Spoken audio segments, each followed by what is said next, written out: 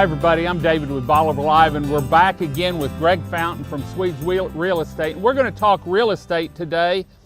Beachside, beachfront, or Bayside? It's your choice. Greg, what's your choice? You know, we find that... No, what's your choice? I love the Bayside.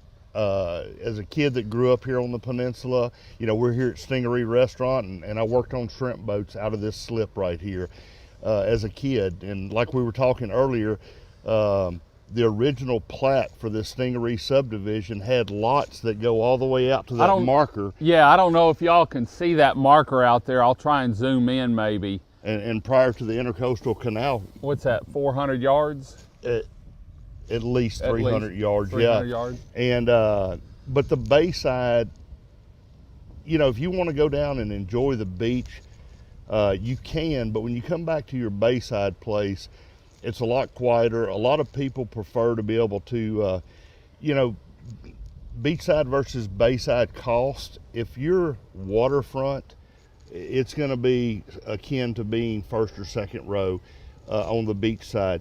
But if you're just in a neighborhood on the Bayside, the costs are going to be a little bit less. The houses don't come up as often on the Bayside, and of course there's not as many. But the canal side, like here on Stingaree Slip, waterways, Crystal Canals, those areas, stuff sells very quick in there because people like to be able to step off their deck onto their boat and go fishing and not have to trailer it and do all these things. I would love to have a Bayside place. It's just convincing the wife, and we've got a great house that we love in Driftwood, and that's a great subdivision. But a lot of people talk about beachside so much that the Bayside does get neglected, and it sells quick. Do you find that whenever it comes to couples looking for a house, usually the males want the Bayside because they want to fish off the dock, plan on getting a boat if they don't have one, and the females want the beachside? Most ladies, whether they're mothers or grandmothers, their vision of the beach is being able to take the kids or the grandkids down to the beach on the golf cart or walking distance and have a great day at the beach with the kids. And you're right, the men, a lot of them prefer the Bayside because of being able to crab right off your dock or fish right off of your dock. Especially during flounder season. It's sure nice to have a canal front lot. It is, and you know, of course, this year we didn't have a flounder season, but hopefully it'll be back next year. But the fishing's phenomenal, and for kids to be able to just sit on a dock and fish, I think all kids ought to have to, before you get a license, show proficiency with a cane pole. Because there's no fonder memories I have as a kid than fishing with a cane pole. You know, for years I stayed over on the Crystal Canal in an RV when I had a house in Katy back when I was guiding.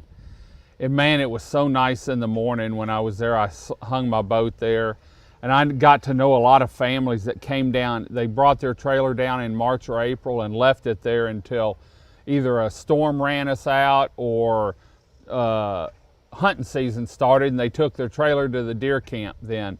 And I know kids now that, in fact, Brody and his sister, they've graduated college, but I remember them when they were like this, and they would spend hours, not catch anything but hardheads, but they were perfectly content sitting on that dock there right behind their camper. They baited their own hook with dead shrimp, and they had more fun fishing off the dock, you know, and we've gotten some calls now about Rollover Pass, you know, since it closed, and people that they took their grandkids there and they were taken there, and so being able to grow up on a canal, it's just unbelievable. You know, and there's a huge amount of RV parks that we have down here now, and more being built, more coming.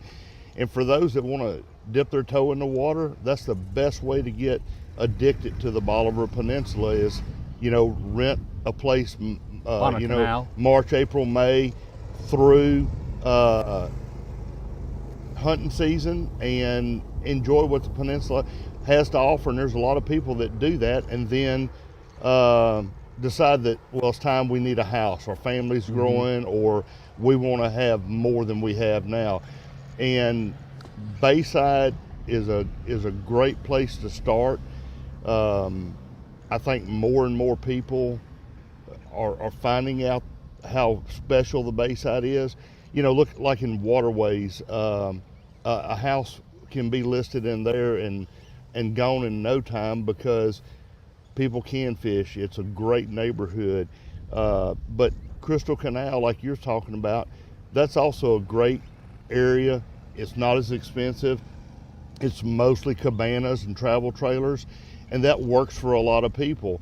So the Bolivar Peninsula has more to offer than just beachfront houses. There's real estate available down here for almost any level of investment that somebody wants to put into it. And depending on where you're at on the Bayside versus in the beach side, a lot of people I've talked to now here recently, they bought a lot, they've put a septic on it and sized it for the house they're going to build, but they want to get that lot paid for maybe, or save up some more money, so they've put a trailer on it, you know. And some of them are on the beach side, some of them are on the Bayside, but they're all doing the same thing. They've got their lot, they've got a septic sized for whatever house they want, and they're waiting a little bit, so they put a trailer on it for a year or 2, 3 years, 4 years, and then they build their house when they're ready. So, and that's available on both sides. It is, and you have to be in an unrestricted neighborhood Right. to be able to do that. But it is an option for people and that don't want to be.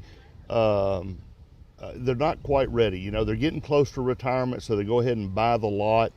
They're going to build once they retire or get closer to retirement. So they can do that, but if it's a restricted subdivision, you're not allowed to do that, to put a travel trailer on it. But there's a lot of property down, you know, Gilchrist is coming back pretty strong, even with rollover closing. A lot of stuff, RV ports especially, and houses are being built in the Gilchrist area. And there's a lot of lots down there that if you build a house anywhere from the rollover area back toward Canal City, or an RV port that's got a deck on it, you've got the best of both worlds. You can see the Gulf and you can see the bay. I've always said that Rollover Pass area is one of those places that you can watch the sunrise over the Gulf and you can watch the sunset over East Galveston Bay. And you can't do that a whole lot of places down here because of how narrow it is there. And you may get water under your house at some point, but that's okay because the views that you can have from there, I've always said that's where I'd like to have a house, and have a front deck and a rear deck. Yeah, exactly. You know, and if people are having trouble trying to figure out what really works for them, contact a realtor here in Crystal Beach that lives and works on the Bolivar Peninsula, that off the top of their head can tell you restricted versus unrestricted, and the zoning too, which, I mean, if you're buying just a lot, I'm sure it's going to be V zone, won't it? Or is there some A zone? There's some A zones left, and in fact, almost everything along a canal, whether it's Stingaree, Crystal Canal, waterways, down off of Boyd Road, Conakai, or down at Laguna Harbor. Laguna's not, but the others are A zone. Now, after October 1st, as we talked about before, you know, the insurances are kind of stabilizing, right, and the V's so far that I've run have dropped, and some of the A's have gone up a little bit, but it's not cost prohibitive. Right. I mean, if $1,000 a year difference in insurance is keeping you from buying a beach house, I'd rather talk somebody out of buying a beach house that they really shouldn't be in than talk them into it, because they're going to regret it and they won't look you in the eyes later. That's right. Yeah, yeah. Well, Greg, thanks for joining us. Like we said in this show, it all depends on what you're looking for, and it's your choice. Do you want the beach side? Do you want the bay side? Do you want beachfront or bayfront? And a local realtor here can help you find. They know the areas, and Greg and I have talked about this before a lot. It doesn't matter, and he said it doesn't matter if you use him or someone else. Use someone local. I heard a horror story earlier this week on someone not using a local realtor, because this is a different area down here. There's a lot of factors to figure in. And so, Greg, how can they get hold of you if they have any questions? My cell number is 409-284-2665, and our office number at Swedes is 409-684-3345. Well, until next time, I'm David with Bolivar Live, here with Greg Fountain from Swedes Real Estate. We'll be back again for another Bolivar Live Real Estate from somewhere here on our 27 miles of paradise. Until next time, I'm David with Bolivar Live. Y'all have a great day, great week. Come see us. God bless, shop local, and bye-bye.